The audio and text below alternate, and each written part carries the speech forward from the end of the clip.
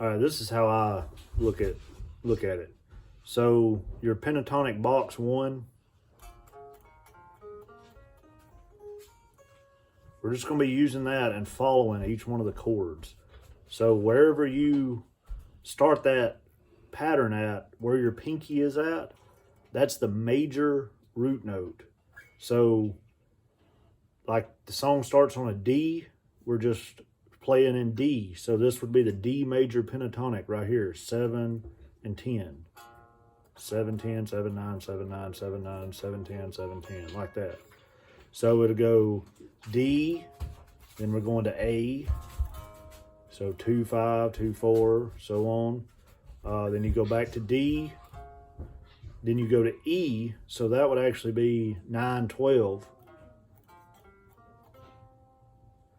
Now the E is the only one that has like a kind of specific pattern on it because it goes, well, I can't even do it right.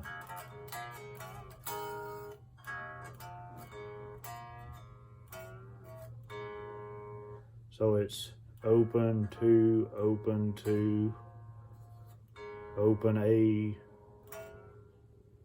kind of bend the G right there, and then an A chord. That's the only one that has like a specific pattern. All right, so then after the E, let's see, it goes back to a D, so you're right back here again in that position. Then it goes to a G, so G right here. Or you could also do the open pentatonic pattern down here, open 3, open. But I always do it right here. All right. Then after that, let's see, it goes back to a D again. So you're right here again. Then the A. Then D.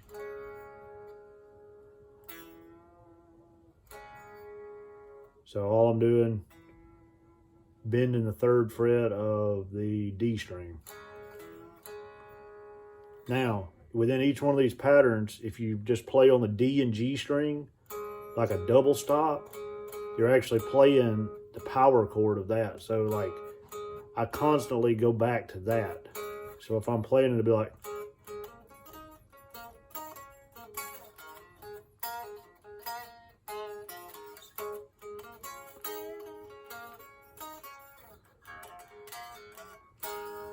so I'm constantly just always starting out and opening up with this double stop. Because if you think about it, all that is like a major chord. You know, like that would be a D major chord, 5, 7, 7, 7. So you're just,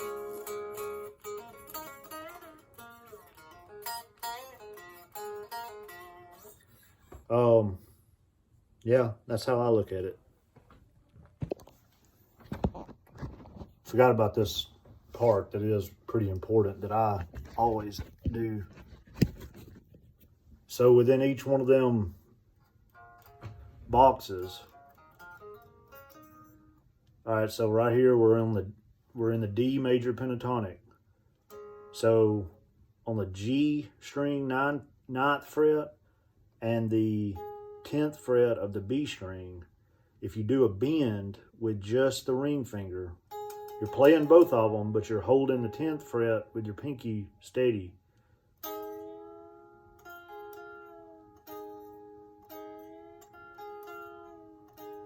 And you get that sound. So I do that a lot throughout the song. So it'll be like,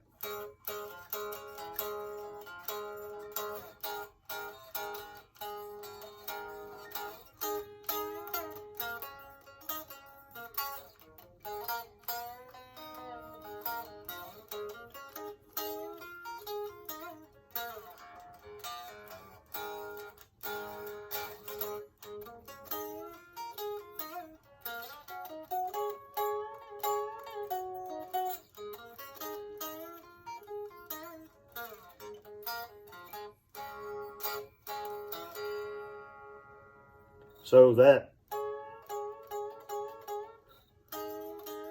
like that can be used at any time when you're playing lead. I do it like a million times at every gig. Like it's probably my go-to thing is And it's super simple too, because if you're in your major, it's easy to apply. I mean, if you're in your major pentatonic and you're like in the key of D and you're wanting to play in D major, so you're all right here. Well, that's your lick right there, right inside that box. If you were in G major, 12, 15, 12, 14, so on, your lick's right there, 14 and 15. Key of A, your lick's right here on 4 and 5. Or 16 and 17, it's just an octave up. So that's the way I look at it. Oh, and also, it works the same for the minor pentatonics too. So,